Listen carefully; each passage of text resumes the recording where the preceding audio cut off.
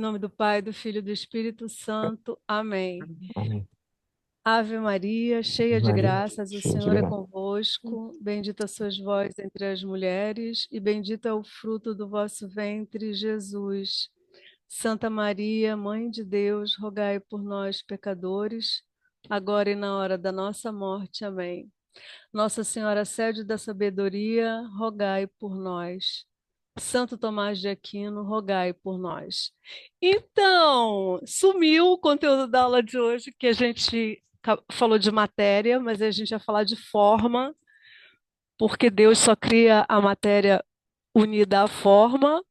Aí vocês iam entender uma coisa incrível de Deus, e aí o diabo não está gostando, não. Isso é ótimo, é um ótimo sinal. Então, na aula passada, aconteceu uma. Houve uma consequência da aula que foi muito engraçado, porque quase unanimemente as pessoas falaram comigo em privado que elas ficaram impressionadas de como o nosso intelecto está embotado para inteligir. Inteligir é o verbo que significa pensar, né? É a ação do intelecto. E também a gente não está conseguindo abstrair, porque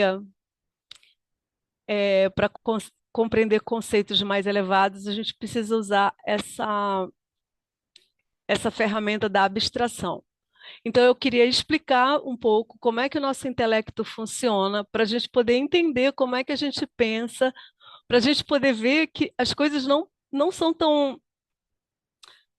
difíceis assim. É só porque a gente não está acostumado com a linguagem da filosofia. Eu estou me preparando sempre antes com o Alfredo, que ele é um tomista, daí ele me dá a aula, daí eu estudo, daí eu preparo a aula. Por isso que eu não posso simplesmente sair falando qualquer coisa, por quê? Porque o que ele tem me ensinado bastante é que a filosofia, ela usa palavras com muita precisão. Isso é uma coisa que a gente não está acostumado. Cada palavra usada na filosofia, ela tem um porquê, e aí a gente tem que tomar muito cuidado com os termos.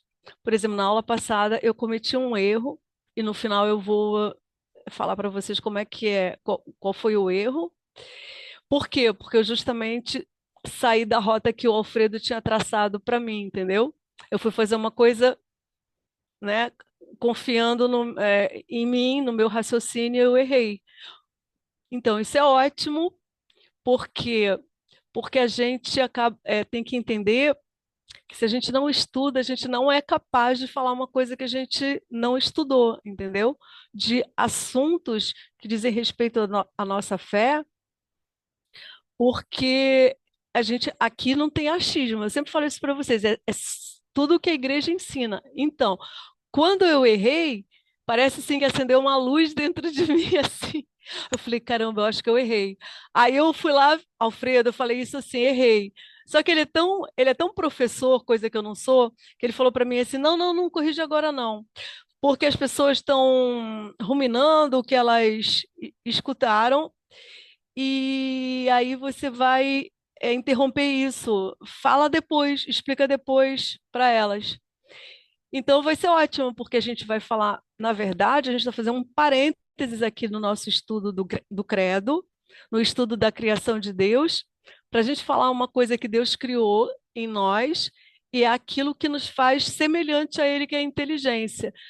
Não é o sentimento que nos faz semelhante a Deus, não é absolutamente nada além da inteligência e da vontade.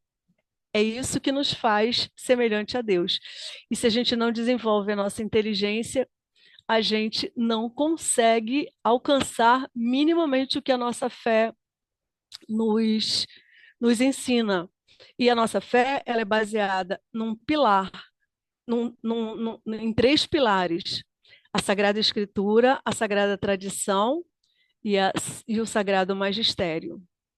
E o Sagrado Magistério é o que interpreta essas duas outras coisas. Portanto, o Sagrado Magistério ele é muito importante para a gente. Então, como a igreja ensina isso? Então, é, o Santo Tomás ele é um grande o grande gênio da igreja. Então, a igreja, ela se submete de olhos fechados a Santo Tomás. Por quê? Porque ele é um gênio, é o maior gênio que já existiu, santo, e é o maior santo gênio. Ele é verdadeiramente brilhante, tá? Então, o que que acontece? Santo Agostinho também fala isso, né? Que nós só amamos aquilo que conhecemos. Ó, ele fala aqui. Então, é preciso que a gente compreenda ao menos um mínimo de como funciona a nossa inteligência, porque ela é usada no estudo e o estudo nos faz conhecer a Deus.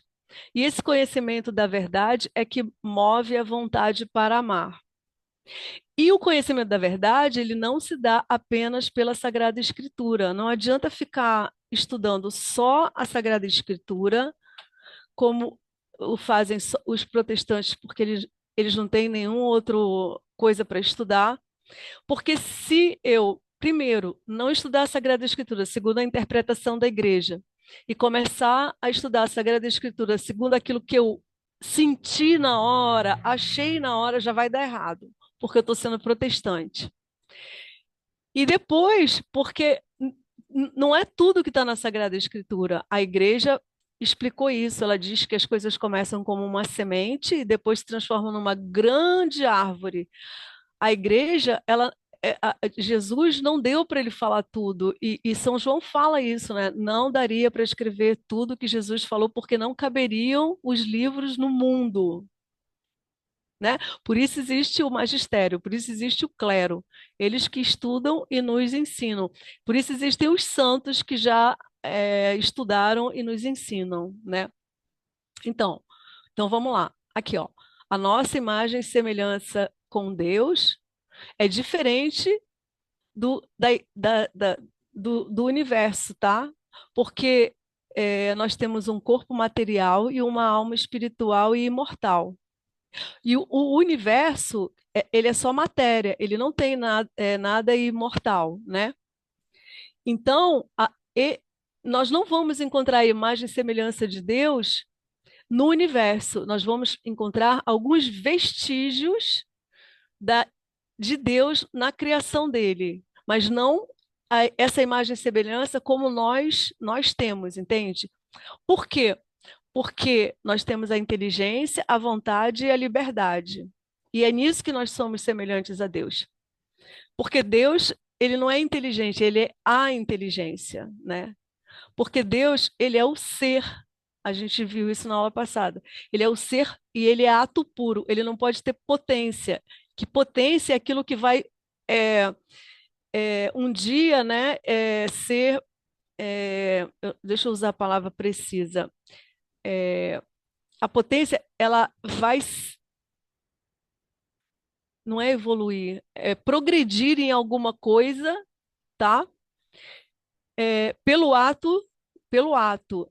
Mas Deus, se ele tiver potência, significa que está faltando alguma coisa nele. Mas ele não pode, não, nada está faltando nele, porque ele é Deus, entende? Então, esse conceito de ato e potência, ele é super importante para a gente, porque a gente vai entender não só isso, como muitas outras coisas da igreja que eu queria depois, que estaria nessa aula de hoje que sumiu, mas que vocês vão entender melhor o sacramento, quando vocês entenderem bem o que é ato e potência, tá? E a gente vai esmiuçar bastante isso. O Deus é aquele que quer, e quando ele quer, ele simplesmente cria. É diferente da nossa vontade, né? Como criatura. E Deus, ele é o ser mais livre que existe. Qual é a liberdade de Deus? É a liberdade do Criador, né? Nós não somos livres como ele. E nós, ao contrário, nós temos a capacidade de nos apegar a milhões de situações e milhões de coisas que nos tira completamente a liberdade. Então, é, ainda assim, nós somos semelhantes, né? A palavra correta é essa, semelhantes a Deus pela inteligência, pela vontade e pela liberdade. Não é pelo sentimento, não é pelo que eu acho, não é por aquilo que de repente veio na minha cabeça. Isso não quer dizer nada. Primeiro que uma coisa que vem na minha cabeça pode ser o demônio, pode ser uma tentação, pode ser uma ilusão minha. Eu não posso esquecer nunca que eu sou um ser corrompido. A minha natureza nunca vai deixar de ser corrompida. Não existe isso, não existe essa possibilidade. Então, quando eu confio em mim, eu, eu corro um grande risco, né? Um risco muito grande de errar. Quando eu confio na igreja, eu não tenho como errar. Peraí, o cachorro vai começar a latir. Para, Bubu, vem cá. Aqui, vem. E quando eu uso a minha inteligência, eu também não tenho como errar. Por quê? Porque eu estou usando a minha inteligência segundo aquele ensinamento da igreja, e aí eu vou entender, né? E eu vou construir a minha fé a partir desse entendimento. Então, olha só é, como é muito sério isso, a questão do estudo dentro da igreja. Olha, a inteligência, a vontade e a memória são três faculdades da alma, tá? Ou seja, quando a gente morrer, a gente vai chegar diante de Deus com a inteligência, com a vontade e com a memória. Cada uma delas está unida a uma virtude teologal. A inteligência, ela está ligada à fé. E ela precisa estar robusta. Por quê? Porque é a inteligência que move a vontade. A minha vontade sozinha, ela não faz nada. Ela é movida pela minha inteligência. Se a minha inteligência não foi bem formada, se a minha inteligência não está segundo a doutrina e a minha fé, e a fé da igreja verdadeira, eu não vou conseguir mover a minha vontade. É simples assim. Então, se eu for um católico mal formado, eu provavelmente vou ter uma fé errada. Isso é grave, porque uma fé errada me dá uma chance muito grande da minha vontade não ser movida e de eu não chegar até o Deus verdadeiro. Por quê? Porque eu vou crer num Deus capenga, que não é exatamente aquele. Porque a fé não é um crer cego. A fé, ela é uma coisa que ela é uma coisa que é relacionada à minha inteligência, o que significa que quando eu estudo, eu aprendo, então eu sei a minha fé. Se ninguém me ensinar a minha fé, eu não vou aprender, porque a Igreja Católica é assim: alguém tem que te ensinar, alguém tem que te catequizar, alguém tem que te apresentar o Evangelho e a doutrina da igreja e o catecismo da igreja, senão você não é católico. Mas se eu aprender errado, eu vou ter uma fé errada. E isso é um problema sério. É um problema sério, que é um problema que a gente vive hoje em dia. Então, se a inteligência é o que move a vontade para amar, logo a vontade ela está unida à caridade, à virtude teologal da caridade. Logo, se eu tenho uma inteligência mal formada, a minha fé está errada e o meu amor vai estar errado, porque eu não é o amor que Deus quer. Porque o amor de Deus, ele é um amor diferente de todos os outros conceitos de amor. Amar é, por exemplo, seguir os mandamentos de Deus. Amar não é sentir coisa nenhuma. Então, assim, se eu ficar achando que amar é eu ficar assim, louvando a Deus e sentindo o meu coração disparar, eu já estou errada, eu já estou amando a Deus como um protestante. Porque eu posso não sentir absolutamente nada e, no entanto, eu posso amar a Deus acima de todas as coisas e ser a maior santa da terra, tá? Então, a memória, ela tem que reter as coisas certas, né? Então, ela retém as coisas para eu me lembrar e me recordar da bondade de Deus na minha vida. E a memória está unida à esperança. Por quê? Porque eu sei que Deus é bom e eu espero alcançar a eternidade. E eu vou fazer tudo o que ele me pede para eu chegar na vida eterna. Mas eu preciso ter a minha. Entende? Tudo começa na inteligência. Por quê? Porque a minha memória também vai usar a inteligência, né? O que a inteligência aprendeu, a minha memória vai fixar. Aí, se eu tenho, então, se eu tenho a inteligência mal formada, a minha memória vai estar mal formada, então eu vou esperar coisas erradas de Deus, inclusive, né? Então, isso é muito sério e muito grave. É, assim, um problema seríssimo dentro da igreja, porque a gente está numa igreja sentimentalista, onde as pessoas acham que basta louvar, né? E que tá bom, é isso, tá de bom tamanho, enquanto que não é isso. Então, aí a gente agora vai tentar entender o que que é inteligência. Por quê? Porque se ela é o fundamento da minha fé, é ela que move a minha vontade e é ela que a memória vai usar para eu guardar as coisas, né, reter as coisas que dizem respeito a Deus, então eu tenho que entender como é que a minha inteligência atua em mim. Então, a minha inteligência, a ação da inteligência, do intelecto, chama-se inteligir. Inteligir é um verbo, então significa que é uma ação, né? Então, a ação da inteligência é inteligir. Como é que a inteligência faz isso? Isso é um processo. Por quê? Porque Adão, quando olhava para as coisas, ele não precisava fazer esse processo, porque ele olhava e conhecia as coisas pela essência delas, como os anjos fazem. Os anjos simplesmente olham para aquilo e entendem o que aquilo é. Ele não precisa ficar raciocinando. E nós precisamos. Nós precisamos abstrair e nós precisamos raciocinar. Como é que é, o que que é abstração e raciocínio, que é o que a gente usa na filosofia? O raciocínio e a abstração é aquela coisa que assim, ó, eu pego uma coisa e eu divido em partes para eu entender aquele todo. Então, por exemplo, olha só, a primeira coisa que a gente aprende de abstração, a geometria. Então, não existe um triângulo perfeito na natureza das coisas, mas nós abstraímos e sabemos que três lados iguais, né, há o triângulo perfeito da geometria. Então, geometria matemática é abstração. Então, como é que eu faço para entender que existem o que é um triângulo perfeito? Porque eu abstraio, ou seja, eu divido em partes. São três lados iguais. Isso é abstração. Aí eu consigo botar aquilo na minha ideia, aquilo está na minha ideia.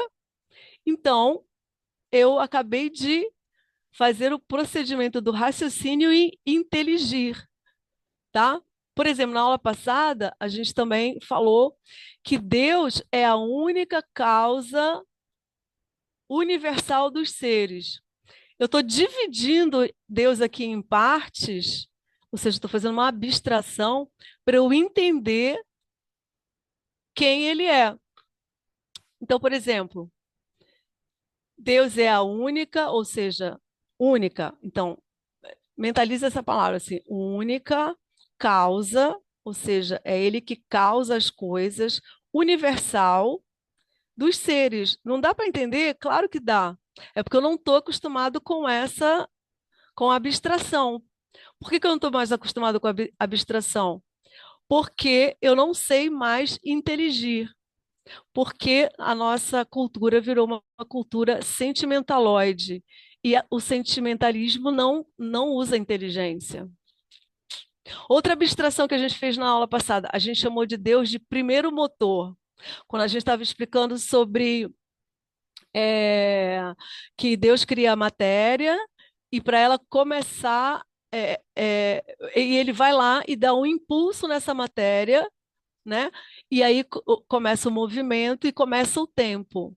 Aí, para a gente explicar melhor, para a gente não, né? Para Santo Tomás explicar melhor como que ele fez isso, ele chama de o Deus de primeiro motor. Dá para entender? Claro que dá para entender. Eu estou dividindo Deus em duas coisas para eu entender uma circunstância, né? Eu estou querendo desenvolver um conceito, então eu tô Só falar em Deus, eu não estou usando as palavras específicas que o meu raciocínio vai compreender, porque se eu falar só em Deus é uma coisa muito ampla para mim. Então, como eu tenho que raciocinar, que abstrair, eu divido as coisas em partes. Então, por que que todo mundo, quando teve a aula passada, falou assim: gente, eu tive que escutar duas vezes porque é muito difícil? Então, por que que fica parecendo muito difícil? Porque eu estou numa sociedade onde nenhum de nós está aprendendo mais a inteligir. Então, nós estamos aprendendo a sentir. E o sentimento não me leva a absolutamente nada. Por quê? Porque eu não sou imagem e semelhança de Deus pelo sentimento, mas pela inteligência que move a vontade e a memória que vai utilizar a inteligência para guardar essas informações. Então, olha o tamanho do problema que a gente tem na nossa igreja hoje em dia. Que, claro, que é um problema que foi pensado assim, porque faz um bom estrago, né? Um estrago assim que não tem tamanho. Então, então a gente pode concluir aqui que a razão é a potência, né? A razão é aquilo que está aí como se fosse uma semente. E o intelecto, que é a ação, ele é o ato. Porque o ato é sempre aquilo que é a ação. Por isso que Deus é ato puro. Ele não pode ter potência. Então ele não tem razão. Ele não pensa assim como a gente pensa. Ele simplesmente pensa, quer, é. Ele é o ser. Então, ele não precisa de fazer tudo isso. Ele é sempre ato puro, ato puro. Ele é o que ele é. Ele se apresentou assim, inclusive, no Antigo Testamento. Eu sou aquele que sou. E nenhum de nós é aquele que é. Por quê? Porque nós fomos criados e nós temos a natureza corrompida, portanto, nós não podemos nos fiar em nós mesmos. E o sentimento é algo muito nosso, de pessoas corrompidas. Porque o sentimento, ele é volátil. Uma hora eu sinto uma coisa, uma hora eu amo, outra hora eu odeio. Odeio com todas as forças aquela pessoa que eu acabei de dizer que eu amo. Não é assim? A gente não sabe que é assim? Claro que é assim. É só acontecer alguma coisa que me desagrada, eu já detesto aquela pessoa. A gente sabe que é assim no casamento, com pai, com mãe, com filho. E por que que o amor não pode ser um sentimento? Por causa disso. Porque, porque o sentimento é volátil e a vontade, se ela está firme na fé, ela não é volátil. É assim, eu estou casada, eu vou continuar casada porque eu sei o que significa o matrimônio, porque eu disse sim diante de Deus. Então, por mais que agora eu esteja detestando meu marido, eu não vou fazer as malas e vou embora. O que significa isso tudo que eu acabei de falar? Significa que a vontade é que é o amor.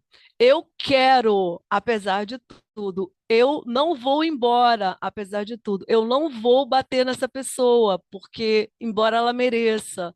Sabe assim? Eu posso pensar mil coisas, mas eu não posso fazer mil coisas que eu quero fazer, né? Por quê? Porque eu não posso ser guiado pela minha concupiscência, porque a minha concupiscência é a minha parte baixa, é a parte baixa da minha alma. Então eu tenho que elevar a minha alma. Quem eleva a minha alma? A minha inteligência, tá? Então, a razão é a potência, ou seja, a razão, ela vai abstrair, ela vai dividir as coisas em parte. Aí o intelecto vai inteligir. Ah, Deus é a única causa universal dos seres. Precisa explicar isso? Não. Se você repetir isso três vezes, você entende. Você acabou de inteligir. Você fala, única causa universal dos seres. Sim, por que que ele é a causa? Porque ele é o ser, ele é ato puro e ele que criou tudo. Por que universal? Porque é só ele que é assim. Por que os seres? Porque todos os seres são criaturas. Então, foi Deus que criou tudo. Então, eu estou abstraindo. E o que que acontece para eu poder é, é, reforçar a minha inteligência? Acontece que eu preciso ir estudar. Se eu não estudar, se eu ficar ouvindo só o celular, se eu ligo numa aula e fico ouvindo. Se eu não estudar, se eu não sentar, se eu não escrever, se eu não raciocinar, se eu não inteligir, isso não vai ficar marcado na minha alma. Não vai ficar marcado. Eu preciso estudar. Se eu não fizer isso, a minha fé não é firme. Se a minha fé não é firme, a minha vontade não é movida como ela tem que ser movida. E a minha memória vai guardar coisas, né, que não são o que ela tem que guardar. Ela tem que guardar tudo isso aqui, ó. A minha memória tem que guardar tudo isso aqui. Eu tenho que saber a minha inteligência, parará, parará. Eu sou feito em imagem e semelhança de Deus. O meu sentimento não vale porcaria nenhuma. Eu tenho que saber isso. Isso é catolicismo. Por que que é catolicismo? Porque o catolicismo usa da filosofia para o estudo. Os padres estudam 4 anos de filosofia e 5 de teologia. Então, assim, esse mínimo necessário de saber que Deus é ato puro, saber o que é potência, saber o que é ato, saber como é que eu penso, saber que é importante eu pensar, mas não é pensar para concluir o que eu bem entendo, sabe? Porque isso é um fundamento marxista, né? Ah, eu vou estudar e vou pensar para concluir uma coisa. Não, eu não tenho que concluir nada. Eu vou estudar e vou pensar, porque a conclusão, a igreja já chegou, Jesus já disse tudo a conclusão da coisa. Tá? É tipo assim, você vai aderir àquilo. Isso que é conversão. Eu vou aderir àquela verdade. Como é que eu vou aderir àquela verdade se eu não estou fundamentada na inteligência? Se eu ficar fundamentada no sentimento, eu não vou aderir a nada, porque o sentimento não quer dizer nada. Na teologia ascética e mística, que é o estudo da alma, sentimento não quer dizer nada, não tem, você não estuda sentimento. Não existe estudo do sentimento. Existe o estudo, né, das concupiscências, existe o estudo das virtudes, existe o estudo, sabe? Mas não existe assim, vamos estudar os sentimentos. Existe o estudo dos sentimentos como pecado, né? A raiva como pecado, um dos 7 pecados capitais, né? Então, assim, mas não existe assim, vamos estudar a mágoa, né, o mimizento, aí o cara que fica. Não, isso é assim, é um nada da gente, ser humano. Isso aí, até cachorro tem. Cachorro tem sentimento, ele gosta da gente, ele ama a gente, porque a gente dá comida para ele, né? Não é porque ele acha que eu sou incrível, ele não tem capacidade para isso, mas ele gosta porque ele sabe que eu vou dar comida para ele, eu vou cuidar dele. Então, cachorro também tem sentimento, tá? Mas ele não é um ser imortal, né? Que tenha uma alma imortal. Isso daqui é o comentário da aula passada, e, portanto, eu não tenho capacidade alguma de dar a aula que sumiu falando apenas da minha cabeça. Por quê? Porque a filosofia, ela tem o uso da palavra preciso. O termo que você fala é o termo que você tem que falar. Se você falar errado, você dá um conceito errado. Por exemplo, o que que eu fiz na aula passada? Eu estava falando sobre matéria e perguntei qual o ser mais simples que Deus criou. Aí eu falei o anjo. Mas olha como eu falei errado, o anjo não tem matéria. Então, na hora que fez a matéria-prima, não se tem que falar de anjo. Por quê? Pô, eu vou falar um negócio que não tem a ver com a matéria-prima. Entende? Então, eu não posso falar do anjo na hora que eu estou falando de matéria-prima. Isso foi um erro meu. E por que eu falei errado? Porque eu raciocinei errado. Eu saí da trilha que o Alfredo me ensinou, entende? Então eu não tenho que confiar em mim, eu não tenho que achar assim, eu vou raciocinar aqui, vou acertar. Não, eu vou errar, porque eu tenho que aprender aquela coisa para transmitir aquela coisa corretamente, tá? Então esse foi o erro da aula passada. E o Alfredo me chamou a atenção só para eu não falar, não tivesse falado antes, porque a gente falou assim, às vezes quando a gente quer corrigir uma coisa, a gente tira as pessoas do foco delas e deixa elas ficarem ruminando o que elas aprenderam. Se foi tão diferente para todo mundo, depois quando você for, né, na outra aula, você corrige, né? Então, por exemplo, ele me ensinou uma coisa que eu achei incrível e vou falar para vocês assim a título de curiosidade. Os anjos, eles não aprendem nada, nem raciocinam, eles simplesmente sabem. São o que sabem e sabem o que são. Nós precisamos aprender, e para aprender precisamos raciocinar, precisamos abstrair. Então, depois a gente vai estudar um pouquinho de angelologia, para a gente entender como é que os anjos também foram criados e como que eles funcionam. Mas eles não aprendem nada. Eles já, tipo assim, eles foram criados já sabendo o que eles tinham que saber. Aí eu também quero falar uma outra coisa, que foi uma pergunta da Jaque sobre os 7 dias, e eu estava estudando e achei isso aqui, que é uma. Olha, tá vendo? Isso aqui foi São Justino que falou. Não sei porque sumiu aqui o nome do São Justino. Tinha um adendo aqui. O que aconteceu? São Justino ele descreve, né, o começo do cristianismo e ele fala: reunimos-nos todos no dia do sol, não só porque foi o primeiro dia em que Deus, transformando as trevas e a matéria, criou o mundo, mas também porque neste mesmo dia Jesus Cristo, nosso Salvador, ressuscitou dos mortos. Então, olha só que incrível. O dia do sol é o domingo, né? Porque é o dia em que Jesus ressuscitou. Então, Deus começou a criar no domingo. É o primeiro dia da semana. Olha que incrível. Olha como essas perfeições assim que a gente acha assim que são incríveis. E aí no sábado, né? Ele começou a criar no domingo e no sábado ele descansou. Né? É o dia do culto ao Senhor, né? No judaísmo. Então, na verdade, assim, é como se Deus descansasse para receber agora, né, a adoração e o culto devido a Ele, né? E aí, quando começa o cristianismo, muda radicalmente, porque o culto não é mais sábado, é domingo. Mas acontece que de domingo a domingo